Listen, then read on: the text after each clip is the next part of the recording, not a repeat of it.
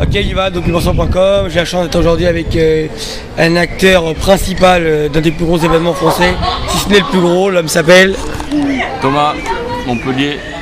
Ok, pour commencer, je voudrais savoir, toi avant, tu étais déjà dans la danse ou tu es rentré dans la danse grâce au Battle of the Year? Alors moi je suis rentré dans la danse, on va dire, avant le Battle of the Year parce qu'on organise des événements nous, depuis 89 et on a commencé à avoir de la danse à partir de 91-92. Donc plutôt à l'époque sur soit des invitations de show, soit sur des petits battles au niveau régional puisqu'on avait commencé à travailler à partir de 94-95 avec des groupes comme Boogie Tsai, comme Barcelona Addictos, genre on va dire la première génération des danseurs donc français. Après à partir de 97 on a commencé à organiser plutôt des jams ou des battles mais plus au niveau régional on va dire sur la zone Marseille, Montpellier, Toulouse. Dans la région quoi. Dans la région avec des gens comme Darklight. Darklight, la Warwick, ça. Avec des gens d'MCR, avec toute la scène on va dire montpelliéraine. Et qu'est-ce qui t'a décidé? Le Battle of the Year en fait nous ça s'est trouvé qu'on s'est retrouvé à l'organiser parce que Annie, arrête s'il te plaît, arrête. On s'est retrouvé à l'organiser parce qu'on avait un festival qui était un festival multidisciplinaire dans lequel il y avait de la danse. Et du coup, on s'est retrouvé en 2000, 2001, à partir de 99, on a travaillé avec Modtou qui lui était dans le graffeur. Dans l'organisation aussi du Battle of the Year international. Et du coup, qui est venu en tant qu'artiste graffiti, avec qui on a sympathisé. À ce moment-là, l'organisation allemande, à partir de 2000 aussi, en arrivant sur Hanovre avec l'Expo universelle, a pris un peu de l'ampleur. Ils cherchaient aussi un interlocuteur au niveau français. Parce qu'il y a eu des groupes comme Family, en 95, bien sûr. 99, c'est très bien. Qui étaient déjà là-bas. Et du coup, ils cherchaient un interlocuteur. Nous, on cherchait aussi sur le festival, on va dire, à labelliser certaines parties du festival. Et on s'est retrouvés sur 2001, la première année, à organiser ça comme ça, pour voir un peu ce que ça donnait de notre côté, de leur côté. Et depuis, l'histoire a continué jusqu'à maintenant, jusqu'à 2010, où on s'est retrouvés à collaborer avec eux sur l'organisation de l'international aussi l'année dernière. Alors la question que je te posais, est-ce que prendre une franchise des Battle of the Year, c'est pouvoir se permettre ce qu'on a envie ou pas? Non, c'est surtout, on va dire, une responsabilité. Après, au niveau, on va dire, du développement et de l'organisation, il y a une responsabilité sur l'organisation en elle-même. Une responsabilité aussi sur, on va dire, l'accompagnement de cette discipline parce que nous, on n'est jamais qu'organisateurs. Après, c'est les danseurs qui sont sur scène, c'est eux qui font la scène. C'est un échange il faut des organisateurs, il faut des danseurs, mais c'est la complémentarité des deux qui fait que ça fonctionne. Et après, c'est une responsabilité par rapport au niveau international parce que nous, on dirait qu'on a cette franchise-là, mais on signe tous les ans. Donc, si on travaille. C'est là qu'il y a quand même des règles.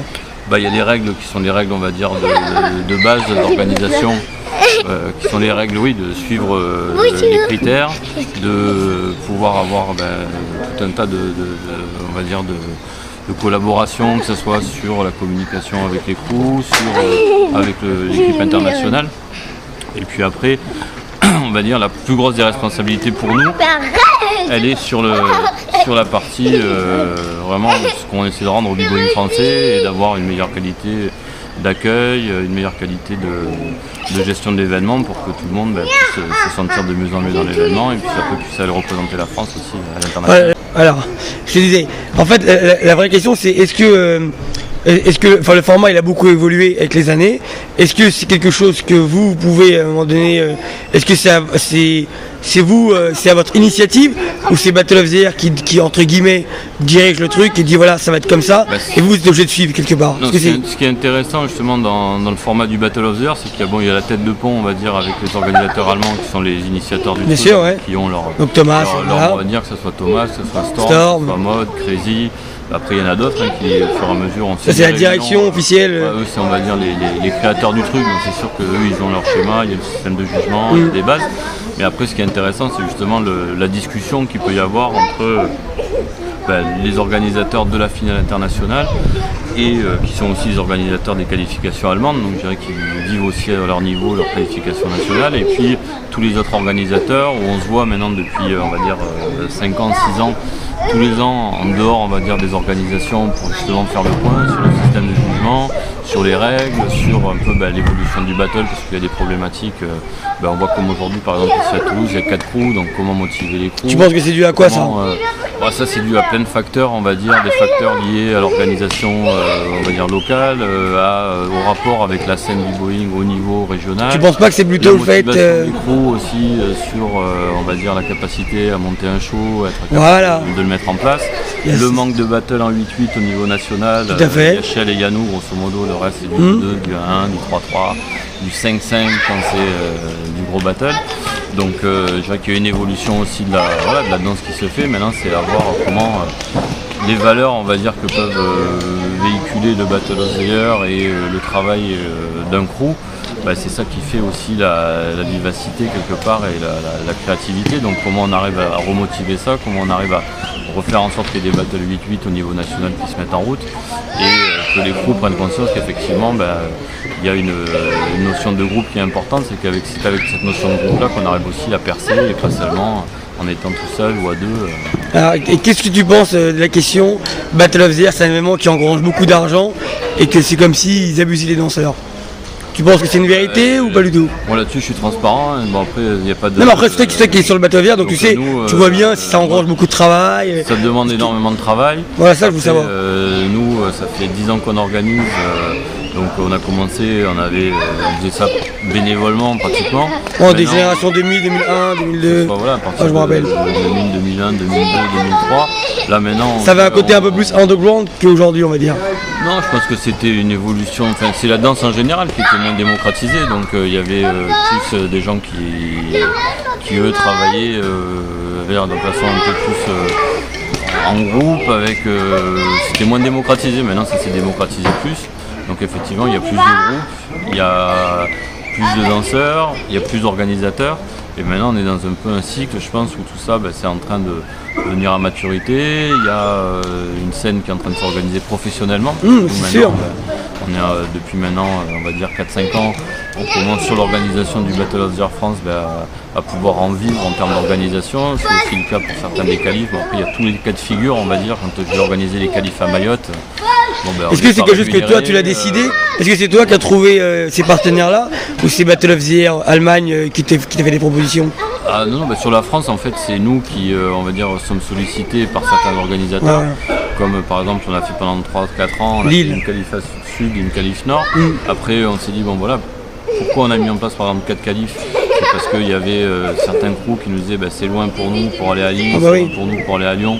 Donc ça fait 2 ans qu'on a mis en route les 2 autres qualifs. Sur les dom-toms c'était aussi une demande de la scène locale de pouvoir présenter après leur... Je veux dire la Réunion et Mayotte. La Réunion, Mayotte, Nouvelle-Calédonie. Ouais, ça c'est cette année ça. Donc je dirais que ça c'est une double volonté. Nous quand on a fait les qualifs effectivement les rapprocher le plus possible des crews. Derrière sur l'outre-mer c'est plus compliqué parce qu'il y a des frais de transport, des frais d'organisation qui sont complètement faramineux. Ça c'est à votre charge ou c'est à la charge de l'organisateur? Ça c'est à la charge de l'organisateur, c'est aussi à notre charge puisque nous on va aussi chercher des subventions, des aides pour pouvoir, dans le cadre des déplacements qu'on fait avec l'organisation, de pouvoir derrière amener les jurys, amener les DJ, amener les MC. Je sais, quand on s'est allé pour Mayotte, je me rappelle. Donc du coup, arrête Mani. À l'organisation des qualifs, nous en fait on essaie de faire en sorte que ça se rapproche le plus des territoires et des endroits. Après, je dirais qu'il y a l'organisation de la qualif et après il y a l'accompagnement qu'on peut faire aussi sur la qualif. Donc là-dessus, nous, on est juste... on vient là par exemple, moi je viens ici, je suis pas rémunéré, je suis bénévole. Non, j'ai bien vu aujourd'hui, j'ai vu que en même temps tu es le visage du Battle of the Year France. Voilà, après, donc c'est normal que tu es chez toi.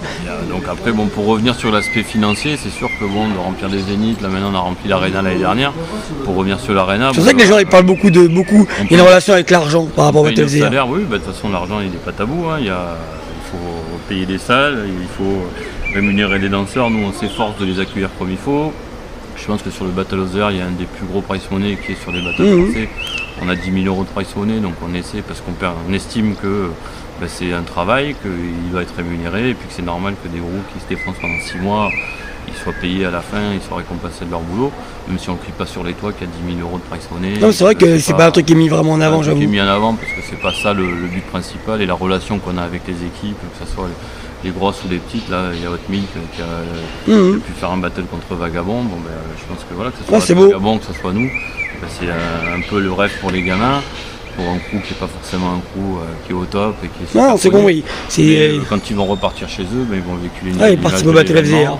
Ils vont véhiculer là-bas, ils vont revenir avec des souvenirs, ils auront appris quelque chose. C'est ça qui est important, quoi. Après, bon, effectivement, il faut de l'argent pour organiser. Hein, c'est pas... Et quand on organise le championnat, enfin c'est le championnat du monde, on peut le dire comme ça. Battle of the Year monde, parce que c'est quand même vous qui l'organisez.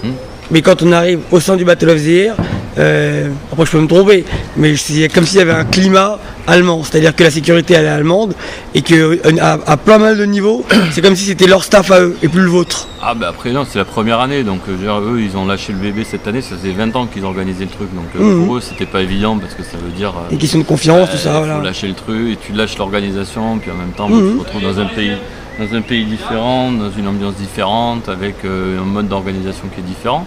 Même s'ils kiffent la France, c'est pour ça qu'ils l'ont fait en France, parce qu'ils trouvent qu'il y a une énergie qu'ils ne retrouvaient plus en Allemagne.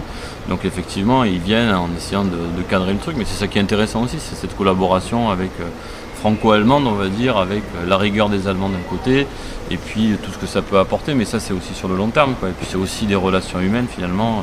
D'arriver l'année dernière, on a monté une réunion, justement, où il y avait des gens comme Mohamed des Vagabonds, comme Riyad, comme d'autres qui sont... Des nouvelles personnalités qui viennent pour s'intégrer au sein de l'équipe. Des choses aussi, c'est des générations de danseurs qui ont fait le Battle of the Year aussi quelque part par leur victoire. Et c'est pareil pour d'autres pays, quand on discute avec les États-Unis, mais comment faire en sorte que par exemple cette année en 2011, qu'il y ait une qualif aux États-Unis qui se remet en route, avec des gens comme Pau, des gens comme Mex. C'était l'année dernière pour One. Pendant 2 ans ça a été Pau tout seul, maintenant c'est Pau et Mex. Sur l'Afrique c'est pareil, comment arriver à faire en sorte. Donc tout ça c'est un boulot. Je dirais qu'il y a tout le buzz. C'est une logistique énorme. Le buzz machin, mais quand on voit les rapports qu'on a tous ensemble, je pense que c'est un bel exemple de développement de la culture hip-hop, parce que finalement c'est des acteurs qui sont effectivement tous motivés, tous d'environnements différents, avec des cultures différentes, parce que dans des pays différents, mais qui veulent véhiculer ces valeurs-là, et sur lequel, effectivement, si l'argent était la motivation, je pense que moi je serais pas là, les autres seraient pas là non plus. Tiens, alors, dernière question sur l'argent. Parce que déjà j'avais lu ça sur Facebook. Qu'est-ce que tu penses des gens qui disent que Battle of the Year, ça engrange tellement de subventions que ça tue tous les petits organisateurs? Après, je sais pas, c'est une question. C'est ça, je l'ai lu, c'est pour ça. Et comme je t'en passe de moi, j'en profite. Battle of the Year, moi je suis transparent là-dessus. Nous, on est une association, donc les comptes ils sont publics, vous pouvez les chercher c'est une question, à la ville de Montpellier. Donc, je dirais que nous, on a toujours Est-ce fonctionné que sur un mode de fonctionnement où on est sur un tiers de subvention, un tiers de recettes propres, c'est-à-dire billetterie, vente de stands et des choses comme ça, et un tiers de sponsoring qu'on arrive difficilement à trouver parce que le sponsoring c'est pas évident dans la danse. C'est clair. Donc après nous on essaye, alors à notre niveau, par le biais des qualifs, d'accompagner comme on fait sur l'outre-mer. C'est moins évident sur la métropole parce qu'effectivement sur la métropole les associations ont eux leur propre existence, donc on est moins sur l'accompagnement. Et après au niveau local, on accompagne, on a monté un réseau qui s'appelle le réseau hip-hop Languedoc-Roussillon, où on accompagne des compagnies, on accompagne des petits événements, pour donner l'exemple. Donc il y a un suivi derrière. Le festival de Vauvert, qui est un petit village dans le Gard, qui fait son petit battle dans les arènes, qu'on accompagne avec des subventions. Le battle de Nasty aussi, Perpignan. CDD. Perpignan, ils sont autonomes, puisque je dirais qu'ils sont dans un environnement encore différent, où ils sont déjà sur une grosse structure qui est limite plus grosse que la nôtre. Donc ils ont les moyens d'être autosuffisants, mais par contre on collabore beaucoup avec eux pour l'élaboration des projets. Il y a le festival tout simplement hip-hop à Nîmes, où cette année le Battle of the Year il passe à Nîmes. Donc là je dirais que c'est l'exemple même où toutes les subventions que nous on touché jusqu'à présent, c'est l'association de Nîmes qui le touche. Donc et où on collabore ensemble, et c'est pour développer sur le territoire un peu tout ça, quoi. Donc il faut de l'argent, de toute façon il n'y a pas de secret. Non, c'est le nerf de la guerre, c'est sûr. Il n'y a personne qui se... Mais est-ce que tu penses... Non, je sais le savoir un petit peu. Est-ce que tu penses que Battle of the Year, ça reste un événement... On parle du Battle of the Year France. Ça reste un événement encore hip-hop ou strass ou paillettes?